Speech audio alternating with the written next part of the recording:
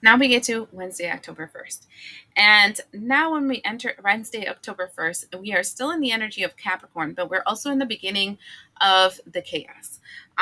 Why do I say that? Because we also have Mercury in Libra, which is a lot of air together. The sign of communication, of speaking, of networking is connecting to the sign of balance, right? The sign of, like, I want to say, creating, um, I want to say courts, right? Legal systems, legalities. Uh, so if you're thinking about it that way, here we are in Capricorn with this energy of, this is the discipline that we need if we want to get to where we want to go. These are the people and the contracts we need to make that happen. This is what we're coming to an agreement to do together, blah, blah, blah, or I'm saying it to myself, etc. But now this is when Mercury enters Libra. We are really looking at it, and it's like, is it making logical sense? Am I talking to the people that I need to talk to? Is everybody in the same page? Is everybody willing to do the same stuff? And there is going to be a looseness of tongue where you're just speaking your mind. Why? Because we have this energy of a square. And I done told you that when there's a square, for me, that's a wall, the wall that is being presented upon you. And this wall is the Jupiter and Cancer energy. What is Jupiter and Cancer? This is your seeds of growth, is what I'm going to call it, Jupiter and Cancer. It's kind of like, Cancer is all the fundamental relationships that you have around yourself, root chakra, right? The ground that you are using to create that life that you want. And then Jupiter is the seeds that you are planting in that ground to give you the outcome that you'd like. Okay. And this is when I was telling you, you have to make sure that you're planting your seeds on fertile ground, that they will actually get the sun they need, the attention, the people, places, things. It's like, if you're thinking about the elements, the earth, the water, the wind, the fire, to be able to create itself into existence. And what you're starting to notice is that though you made the agreements, and though you consolidated all kinds of things, and though that you're coming into this energy of understanding, everybody putting their 2 cents in, you are actually starting to notice that maybe what you're expecting from the other side, that can be yourself or that can be another person, might not be something that they're willing to give you, or that you're willing to do, or that you have the physical, mental, spiritual capacity to do.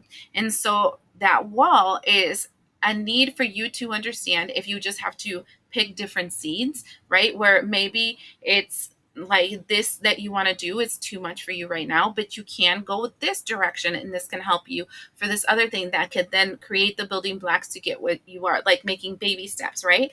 But if it's with another person, or another organization or a job or whatever, this is when you're looking at it and you're like, you know what? I'm starting to notice that what I'm wanting from you is not something that you want for yourself. And I can't do that for you anymore. And then that's when you're splitting ways, because you're seeing the contracts that you have, and if they're making sense, and if they're falling in fertile ground, and if they will give you the outcome you want. Okay. This is not about being the mean guy. I tell people, like, you hear it all on social media, healthy boundaries, healthy boundaries, healthy boundaries. One of the biggest problems with healthy boundaries is that people assume that I am creating this boundary. Let's say it's this, I want water in this thing all the time, right? And that means that everybody around me is responsible to always have this water here all the time, because that's my healthy boundary. And that's not the case. The case is, I want water here all the time. What can I do to make sure that I have water here all the time? I'm going to fill it up all the time, right? Or I'm going to make this person responsible to fill it up. And if that person agrees, yes, I will take on the responsibility to fill this up.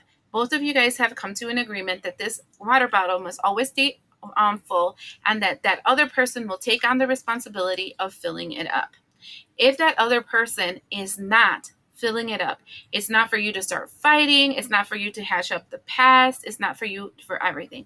That is to the point where you're like, I am sorry. I just realized that I am putting forth a boundary for you that does not compute, does not work with, does not align with what you would like. Okay? So I've decided that I can't have you fill the water bottle because that's not what is aligned with you, and I am imposing my boundary onto you when that's not the one that you would like. And so I'm talking about water because it's very neutral and nobody's going to take a side here, right? But you have to think about it that way, right? A boundary is that I want this filled all the time. If a second person wants to be part of that boundary, thus the other person saying they will fill that bottle for you, then everybody has to be in that agreement. If that other person is not willing to do that, then that's when you have to. This is when you have the Mercury in Libra and you have the square in Jupiter in Cancer. You have to make the decision. Is this something that you're willing to consent to, saying, well, it's okay. I guess the water bottle just has to be filled twice a week because that's what I can handle. I mean, what you can handle.